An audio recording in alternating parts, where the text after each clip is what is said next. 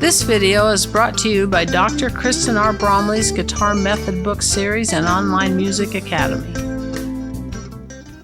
Hi, I'm Dr. Kristen Bromley. Welcome to my online academy. I'm delighted to be here helping you with playing the guitar.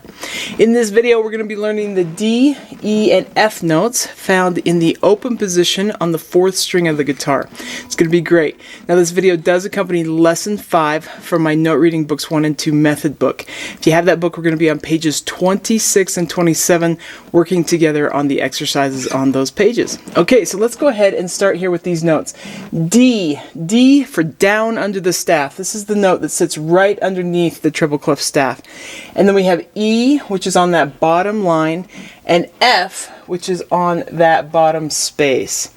Now, as we play these on the guitar, the D is on the open 4th string. And it can help. Sometimes as we start learning D, E, and F, it has become more challenging for a lot of my in-person students. The top 3 strings I get kind of comfortable with, and then as we start going lower, it just gets more difficult. But these are the bass strings. When we get onto the 4th, 5th, and 6th string of the guitar, we're getting into the bass strings. So if you're also learning to play chords, it can help to associate the lowest notes of chords with these actual pitches, because these are usually the lowest note of the chord that matches it. So the D, when we have a D chord, we play that open 4th string as our lowest note. That's our bass note. That's our low root, and it's a D. So that can help you perhaps remember that that's a D. And then for the E, being inside of that E chord, it's not the lowest one because we have a low 6th string, but it is inside of that E chord. And then for the 4th string F, it is the lowest one there for that F that's on the 3rd fret. So we have D, that open D, and then we have the E, and then that F. So when we play the F. Of course, we also have a 6th string F chord, and that would use this low 6th string, which is a way to remember it when we get to that 6th string.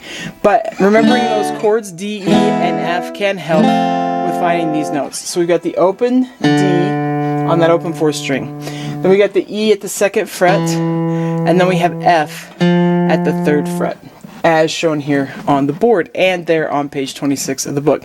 So just in getting comfortable with these, you might go back and forth, just D, E, say them out loud, D to E, say it out loud, D to F, D to F, and then we can go to E to F.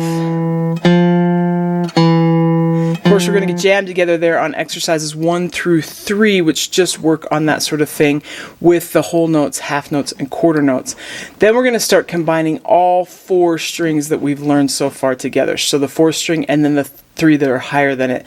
So it can be helpful to just kind of go through all of those notes, remind yourself of where G and A are, and B, C, and D, and then E, F, and G. Now, if we can remember the open strings, D, G, B, and E, there is a pattern to finding these notes on the string, and actually you could go up one entire string finding the notes. Anytime we run into an E to F or B to C, they're going to be next to each other, right next to each other, no frets in between. And that's because we have no sharps or flats, no accidental notes in between those, which we're going to learn about later. And then when we play any other note, there is a fret in between. So if you watch that on the top string, E to F, no frets in between, but F to G there is, and if we continued actually, A there is, B there is, and then if we play a C there isn't. And then if we go on D there is, E there is, and then F there isn't. So E to F there isn't. So with these open strings, E, F, G, that's why we go open 1, 3. On the next string, same sort of thing. B to C, there isn't, but C to D there is. D to E there is, so I skip over 1. E to F, there isn't, but F to G there is. A there is, B, and then B to C there isn't.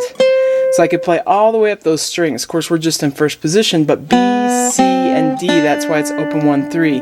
Then we get to the 3rd string, which is G. We go to that A at the 2nd fret, and that is because we got to skip over 1. Now, interestingly enough, remember that with the 3rd string, it's the only one that we only have 2 natural notes on. The rest have 3. So we just have that G and the A, and now we have our new ones, D, E, and F. And so same sort of thing. We have to skip over a fret to play D to E, but we don't skip over 1 to play to F. And then if we wanted to continue, we'd skip over 1 to play G, skip over 1 to play A, skip over 1 to play B, and then we'd be at C there without skipping over 1, D skipping over 1, and we're back to the open string, and the E and the F. So that's a way to find your way up there. So in first position again, we have the D to the E, second fret, and then we have that F, the third fret. Okay, so we've got those notes down. Let's go ahead and jam together on exercises 1 through 5, which are found on pages 26 and 27. It's going to be you and me and the band. So we'll get a little kick drum that helps us know when to start. Then we've got the band to play along with as we play these exercises. You want to just try and play along, and then if there's places where you're tripping, especially with number 5, you may find that there's some places where you're tripping. You just want to pause and work through that spot, get really comfortable with that spot, and then try playing through the exercise again. Okay, it's going to be great. Let's go ahead and jam together.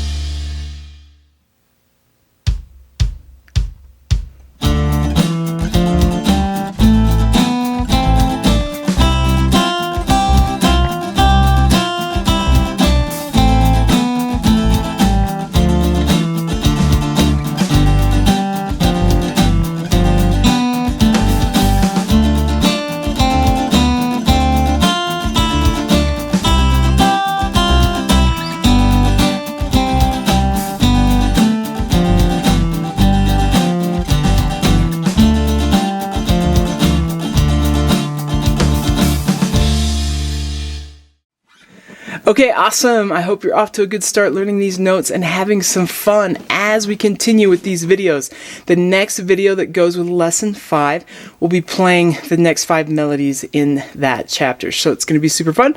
We'll go ahead and jam together on those melodies in the next video. Take care. I'll see you again. Thanks for watching this video. If you found it helpful, please hit the like button and subscribe to the channel. And be sure to check out more great content. You can find more information about me and my products at KristenBromley.com. Take care.